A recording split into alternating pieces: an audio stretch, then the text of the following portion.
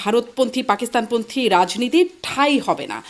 কাদেরকে ভারতপন্থী বলছেন, কাদেরকে পাকিস্তানপন্থী বলছেন? আবার অন্যদিকে বাংলাদেশপন্থীর কথা আপনারা বলছেন, সেটি কেমন?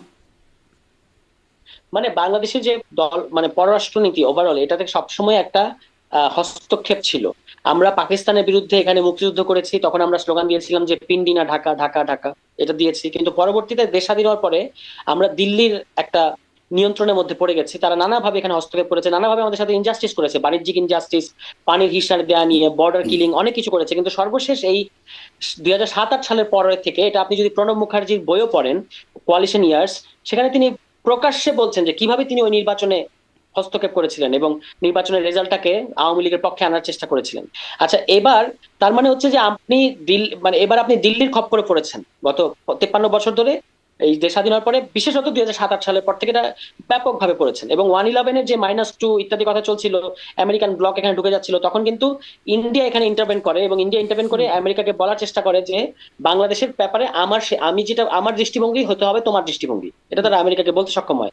গত প্রোগ্রামে আমি আপনাকে বলেছি যে 2+2 সামিটের কথা ওয়াশিংটন এবং দিল্লির মধ্যে, সেখানেও কিন্তু তারা এটাই বলেছে যে দিল্লির কনসার্নই হচ্ছে ওয়াশিংটনের কনসার্ন। ঠিক আছে? তো এইখান থেকে, এই বাস্তবতা থেকে আমরা, এবং আপনি দেখতে পাচ্ছেন যে ভারত বা দিল্লি একটা গণহত্যাকারী পলাতক দলকে কিভাবে আশ্রয় দিচ্ছে, শেখ হাসিনাকে কিভাবে আশ্রয় দিচ্ছে ভারতের মধ্যে। সেই কারণে আমরা বলি, এবং ভারত ইন্ডিয়া এখন এই যে জয়, শেখ হাসিনার গণহত্যাকারী শেখ হাসিনার পলাতক পুত্র জয়, সে বলল যে 5 আগস্টের পর পর আপনার নিশ্চয়ই খেয়াল আছে যে বাংলাদেশের কনস্টিটিউশনকে আপহোল্ড করতে সে দিল্লিকে আহ্বান জানাচ্ছে। Can you imagine? বাংলাদেশের কনস্টিটিউশন এটা থাকবে কি থাকবে না, যদি থাকেও এটা এই দেশের জনগণের সিদ্ধান্তে থাকবে, যদি না থাকে তাহলে এটা এই দেশের জনগণের সিদ্ধান্তে থাকবে না। কিন্তু সে বলছে যে এটা দিল্লিকে বলছে যে বাংলাদেশের কনস্টিটিউশন আপহোল্ড করার ক্ষেত্রে ব্যবস্থা নিন। ফলে আওয়ামী লীগ পরিষ্কার ভাবে দিল্লির এজেন্টে পরিণত হয়েছে। অন্যদিকে এখানে বাংলাদেশকে অস্বীকার করার রাজনীতিও আছে, পাকিস্তান পন্থা রাজনীতি। আমরা কিন্তু বলছি না যে আমরা পাকিস্তানের সাথে কোনো কূটনৈতিক সম্পর্ক রাখবো না, আজকের দিনে যুগে এটা এটা প্র্যাকটিক্যাল না। কিন্তু পাকিস্তান পন্থার রাজনীতির বিরুদ্ধে আমাদের শক্তিশালী অবস্থান আছে। আমরা পিন্ডিকে প্রত্যাখ্যান করেছি, আমরা দিল্লিকেও প্রত্যাখ্যান করেছি। এখানে এই ধরনের পাকিস্তানপন্থী রাজনীতি কিংবা ভারতপন্থী রাজনীতি, এমনকি রুশপন্থী রাজনীতি, চীনপন্থী রাজনীতি, মার্কিনপন্থী রাজনীতি কোনো জায়গা নাই। আমাদের সকল দেশের সাথেই কূটনৈতিক, এমনকি ভারতের সাথেও তো আমাদের কূটনৈতিক সম্পর্ক থাকতে হবে। কিন্তু ওই দেশের, মানে রাশিয়া একটা বৃষ্টি হলে আমি এখানে ছাতা ধরবো, কিংবা চীনের চেয়ারম্যানকে আমার চেয়ারম্যান বলবো, এটা তো হতে পারে না। কিংবা আমি ভাববো, খেয়াল করে দেখুন, আমি ভাববো যে আমেরিকা স্যাংশন দিলে এখানে নির্বাচন হবে। এই যে রাজনীতির প্যাটার্নটা, আমরা এটার বিরুদ্ধে স্টেটমেন্টটা দিচ্ছি। আচ্ছা, তাহলে ভারতপন্থী বুঝে গেলাম আওয়ামী লীগ, পাকিস্তানপন্থী বলতে কাদের বোঝাচ্ছেন?